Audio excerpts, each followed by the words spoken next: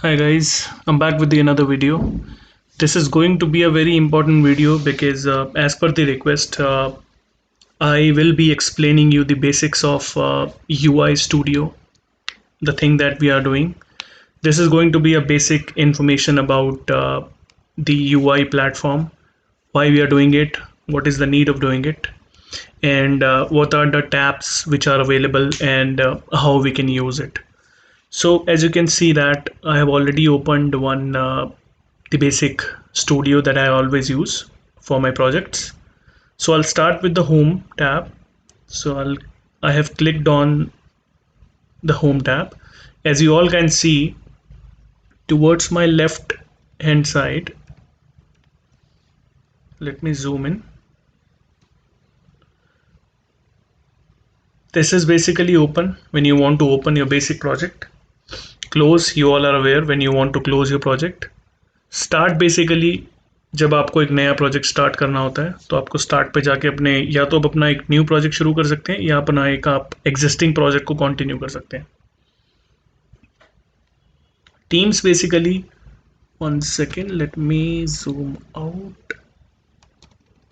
या teams basically ये एक एडवांस वर्जन होता है. जब आप ऑटोमेशन में धीरे धीरे आगे बढ़ते हैं तो ये चीज़ें आपको तब और क्लियर होंगी.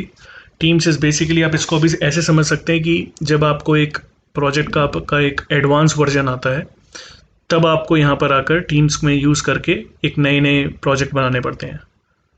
टूल्स की अगर मैं बात करूँ, ये टूल्स आपके यूटिलाइज होते हैं जैसे Google Chrome, Edge, Silverlight, window remote desktop,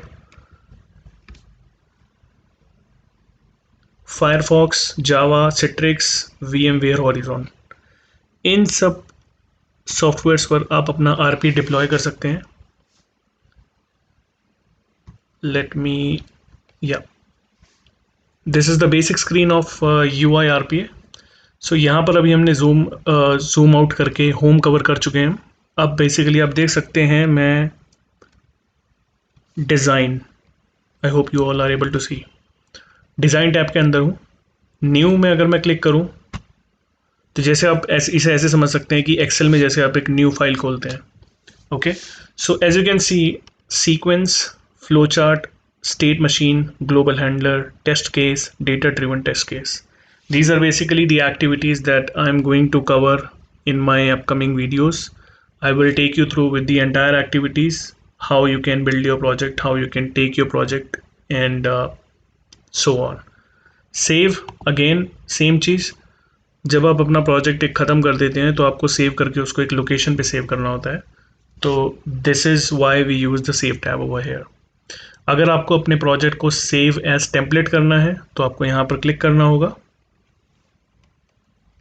ऐसे ही आपको, ये देखिए, ये इसका टेम्पलेट है. बेसिकली ये नेम आ जाएगा, यहाँ पे डिस्क्रिप्शन आ जाएगा, डिफ़ॉल्ट प्रोजेक्ट नेम आ जाएगा, डिफ़ॉल्ट प्रोजेक्ट डिस्क्रिप्शन आ जाएगा और उसका वो आपको प्रीव्यू दिखा देगा. उसके बाद आप यहाँ पे देख पाते हैं debug file. Let me zoom in, या वन सेकेंड, या तो as you can C, debug file, ये बेसिकली जब आपका एक प्रोजेक्ट ख़त्म हो जाता है और उसको आपको रन करना है तब आपको यहाँ पर आकर डीबग फाइल में जाके अपने प्रोजेक्ट को रन करना होता है, राइट.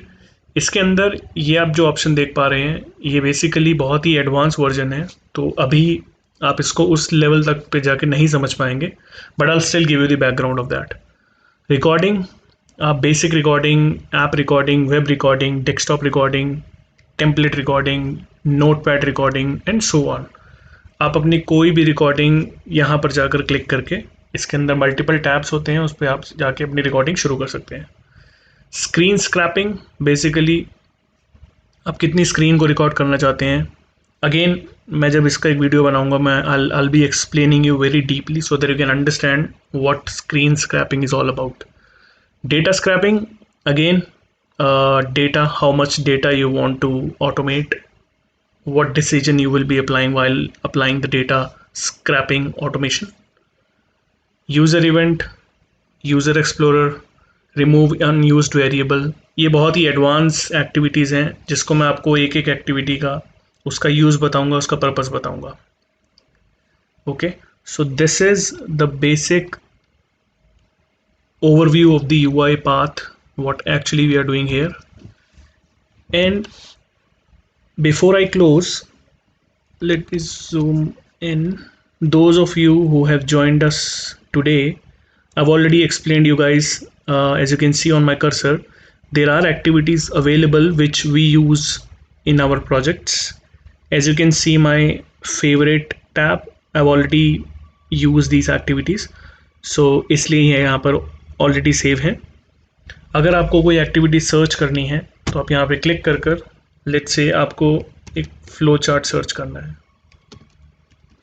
ठीक है.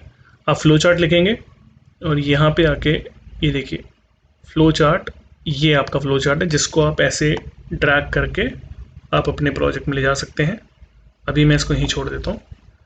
ऐसे ही आप कोई भी एक बेसिक एक्टिविटीज़ में सर्च कर रहा हूँ, बेसिकली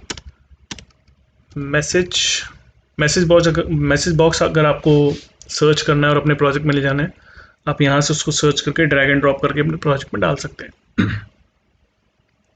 ओके, सो ये बेसिकली आपका एक एक्टिविटीज़ टैब है जिसको आप सर्च कर सकते हैं. ये देखिए जैसे यहाँ पे मेरे रीसेंट एक्टिविटीज़ मेरी दिखा रहा है जो मैं यूज़ कर चुका हूँ. Message box, flow decision, flow chart अगर आपको फ्लो चार्ट बनाना है, sequence, input dialogue. Input dialogue is basically जब आपको अपने यूज़र से कुछ इनपुट वैल्यू टाइप करवा कर उसको अपने प्रोजेक्ट में ऐड करना है. Okay, switch, assign, if, comment, delay. So ये सब एक्टिविटीज़ मैं आपको एक एक एक्टिविटी का, if possible I'll create a separate video so that you can get the exact grassroots knowledge of what actually we are doing here and what is the need of these activities. Okay, let me zoom out. Yep, so यहाँ पर देखिए आप UI object browser experimental. सो ये जो property वाला आप ये जो ये देख रहे हैं साइन प्रॉपर्टीज़ का, यहाँ पर अगर आप क्लिक करेंगे तो ये आपका एक प्रॉपर्टी टैब खुल जाएगा. If you remember in my last video, one second, yep. So if you remember in my last video, I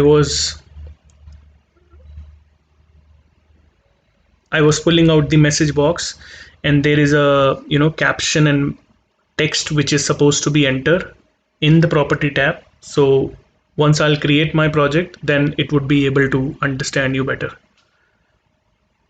उसके बाद यहाँ पर आप एक बार नीचे देखेंगे, मैंने जूम इन कर दिया है थोड़ा.